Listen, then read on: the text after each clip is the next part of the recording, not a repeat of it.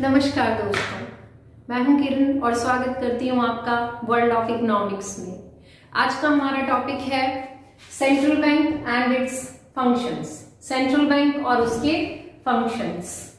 और पिछली वीडियो में जो हमने कवर किया था टॉपिक, वो था हमारा process of money creation bye commercial bank, कि कमर्शियल बैंक कैसे मनी क्रिएट करता है।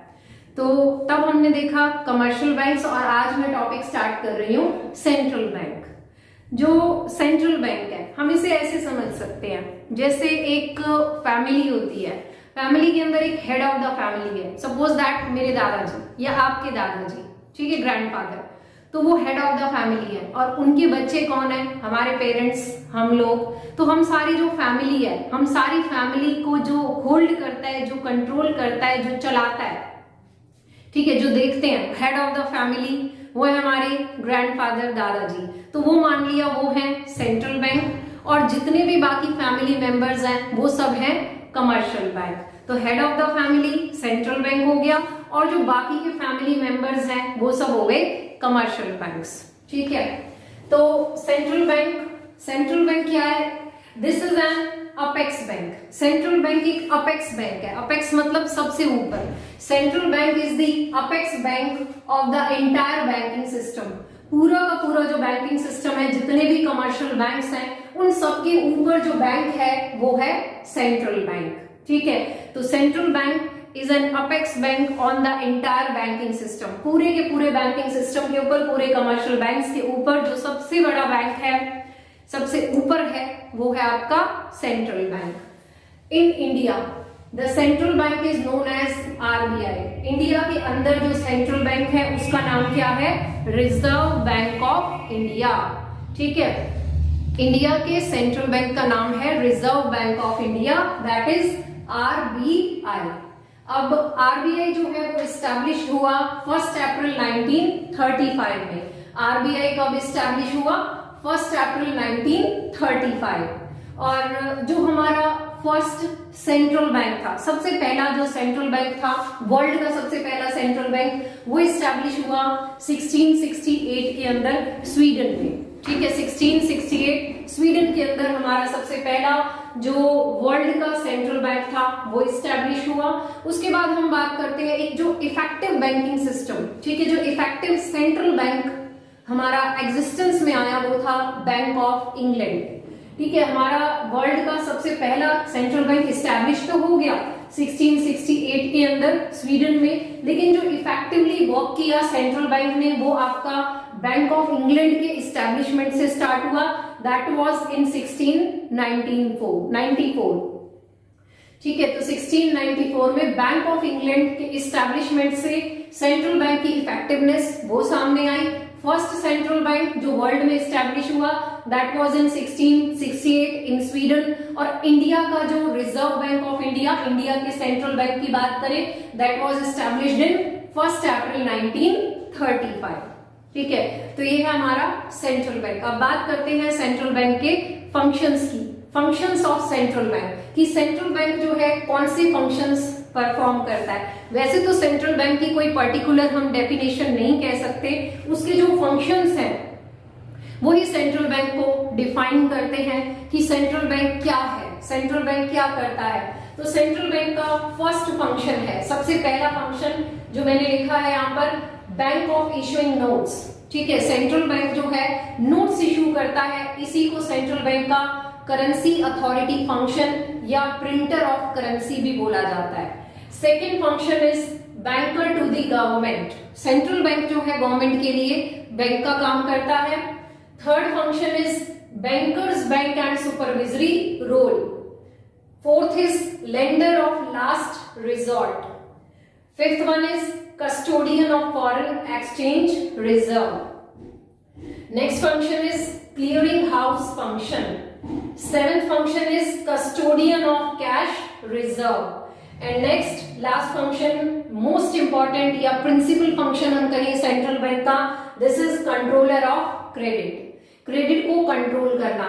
तो ये सेंट्रल बैंक के कुछ फंक्शंस हैं जो हम वन बाय वन अभी अपनी इस वीडियो के अंदर डिस्कस करेंगे, ठीक है। तो हम अपना फर्स्ट जो फंक्शन है बैंक ऑफ इशू, इससे स्टार्ट करेंगे। आप इसका जो है स्क्रीनशॉट ले लीजिए। The first function is bank of issue. Central bank has the sole right और monopoly right to issue all currency notes except 1 rupee note and all coins।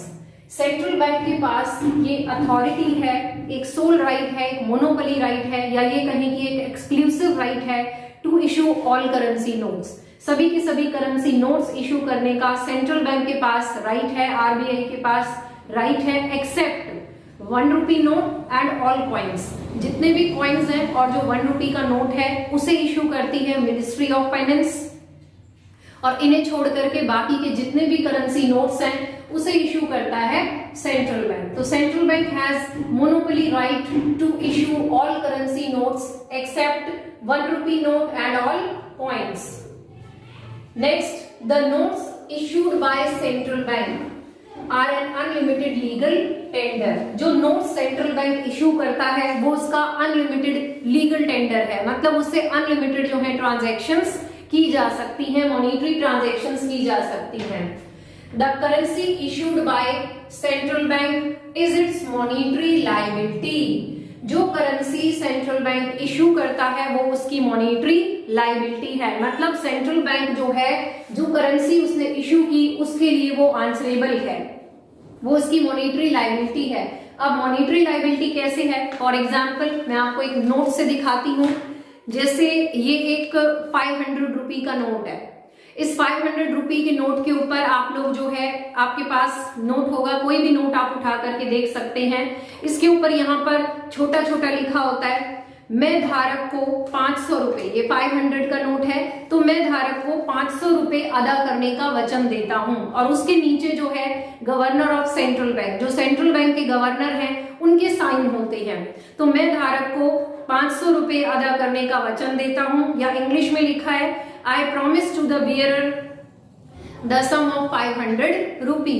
वो जो है 500 रुपी जो यहाँ पर ये नोट इशू किया गया, जो सेंट्रल बैंक ने इशू किया, सेंट्रल बैंक इस नोट के लिए लायबल है, ये उसकी मॉनेटरी लायबिलिटी है। मतलब ये कि हम इस नोट को 500 रुपए में चला सकते हैं, 500 रुपए से हम इसकी क्या कर सकते हैं, पेमेंट्स कर सकते हैं। सेंट्रल बैंक इस नोट के लिए क्या है, लायबल है। तो the currency issued by central bank is it's monetary liability.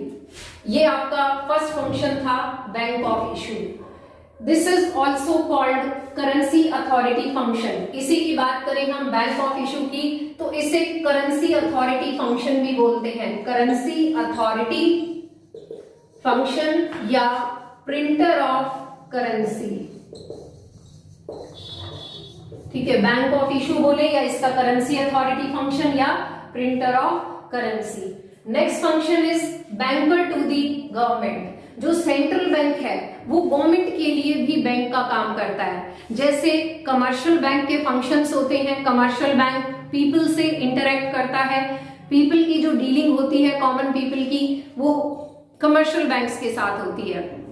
तो ऐसे ही जो हमारी गवर्नमेंट है, हमारी गवर्नमेंट के लिए जो बैंक का काम करता है वो होता है सेंट्रल बैंक। तो banker to the government. Central bank act as a banker. जो सेंट्रल बैंक है act as a banker, as an agent and as an a financial adviser to the government. Government के लिए जो central bank है वो एक banker की तरह काम करता है, एक एजेंट की तरह काम करता है और एक फाइनेंशियल एडवाइजर की तरह काम करता है। तो central bank act as a banker, as an agent, as an financial adviser to the government. As a banker, ठीक है, as a banker central bank क्या काम करता है गवर्नमेंट के लिए? It manage the accounts of government. जो central bank है वो गवर्नमेंट के अकाउंट्स को मैनेज करता है, ठीक है। As a banker central bank manage the accounts of government. It accept deposits and make payments for the government. As a banker वो क्या करता है? गवर्नमेंट के अकाउंट्स को मैनेज करता है, उसकी जो भी रिसीट्स होती हैं उनको एक्सेप्ट करता है और गवर्नमेंट के बिहाफ पर पेमेंट्स करता है। गवर्नमेंट की जो पेमेंट्स होती हैं, जो एक अकाउंट से दूसरे अकाउंट में पैसा आता जाता है, उन पेमेंट्स को सेंट्रल बैंक करता है। इसके अलावा central bank offer loan to the government against securities. जब भी जब भी गवर्नमेंट को लोन्स की जरूरत होती है तो उस टाइम पर जो सेंट्रल बैंक है सिक्योरिटीज के अगेंस्ट, जो गवर्नमेंट की सिक्योरिटीज हैं, ट्रेजरी बिल्स हैं, उनके अगेंस्ट सेंट्रल बैंक गवर्नमेंट को लोन ऑफर करता है। अब ये लोन की जरूरत गवर्नमेंट को क्यों पड़ती है? ये वो सिचुएशन है when government expenditure is greater than it's revenue. जब गवर्नमेंट का खर्चा, गवर्नमेंट का एक्सपेंडिचर उसके रेवेन्यू से ज्यादा हो जाता है। When government expenditure is greater than it's revenue, ठीक है, ये सिचुएशन होती है डेफिसिट बजट की। जब गवर्नमेंट का बजट एक्सपेंडिचर ज्यादा हो जाता है और उसका रेवेन्यू कम हो जाता है, तो उस सिचुएशन को बोलते हैं डेफिसिट गवर्नमेंट बजट। तो गवर्नमेंट इस सिचुएशन में क्या करती है? सेंट्रल बैंक से उधार लेती है, सेंट्रल बैंक उसे लोन देता है अगेंस्ट द सिक्योरिटीज। जो गवर्नमेंट की सिक्योरिटीज होती हैं, गवर्नमेंट अपनी उन सिक्योरिटीज को सेल कर देती है टू द सेंट्रल बैंक, ठीक है। सेंट्रल बैंक को गवर्नमेंट अपनी सिक्योरिटीज सेल कर देती है। तब जब ये सिक्योरिटीज सेंट्रल बैंक अक्वायर कर लेता है, सेंट्रल बैंक के पास आ जाती हैं, तो central bank new currency issue करता है, न्यू करेंसी इशू करता है। इसी प्रोसेस को बोलते हैं deficit financing through the borrowing from RBI. तो गवर्नमेंट जो है, जिस टाइम पर गवर्नमेंट का expenditure greater than it's revenue हो जाता है, ठीक है, गवर्नमेंट का जो बजट है वो घाटे का आ जाता है, डेफिसिट बजट आ जाता है, तो उस टाइम पर गवर्नमेंट क्या करती है? बोरो करती है from the central bank by selling it's securities. अपनी सिक्योरिटीज, अपने ट्रेजरी बिल्स जो हैं वो सेंट्रल बैंक को बेच देती है, सेल कर देती है। तो जिस टाइम पर फिर central bank after acquiring these securities, central bank issue new currency, central bank नई करेंसी इशू करता है। This is called deficit financing through the borrowings from RBI। तो गवर्नमेंट जो है वो आरबीआई से बोरो कर पाती है। इसी प्रोसेस को बोलते हैं डेफिसिट फाइनेंसिंग। तो ये था हमारा as a banker. As a banker जो है सेंट्रल बैंक गवर्नमेंट के लिए जो रोल प्ले करता है। इसके बाद है आपका एज एन एजेंट, कि एज एन एजेंट जो है वो सेंट्रल बैंक गवर्नमेंट के लिए क्या करता है। आप इसका स्क्रीनशॉट ले लीजिए, फिर मैं आगे कंटिन्यू करती हूँ। एज एन एजेंट जो है सेंट्रल बैंक गवर्नमेंट के लिए कैसे फंक्शन परफॉर्म करता है, आप इसका स्क्रीनशॉट लीजिए। As an agent, central bank sell and purchase securities on behalf of government. जो सेंट्रल बैंक है वो गवर्नमेंट के बिहाफ पर सिक्योरिटीज की सेल परचेज करता है as an agent. And as an adviser, एक एडवाइजर की तरह, एक एडवाइजर के तौर पर central bank frame policies to regulate the money market. Money market को रेगुलेट करने के लिए जो सेंट्रल बैंक है वो एज एन एडवाइजर जो है पॉलिसीज फ्रेम करता है गवर्नमेंट के लिए। तो ये था function banker to the government. As a banker, it manages the accounts of government, and as an agent, it sell and purchase the securities on behalf of government. As an advisor, it frame policies to regulate the money market. तो ये हमारे 2 functions थे, bank of issue and banker to the government. Next function is banker's bank या banker to the bank. Next video में मैं इस topic को continue करूंगी, central bank and it's functions को। सेंट्रल बैंक के 2 फंक्शंस हमने इस वीडियो में देखे। नेक्स्ट वीडियो के अंदर जो है मैं इस टॉपिक को कंटिन्यू करूंगी और हम अपना अगला जो फंक्शन है, थर्ड फंक्शन बैंकर्स बैंक, उससे हम इसको कंटिन्यू करेंगे।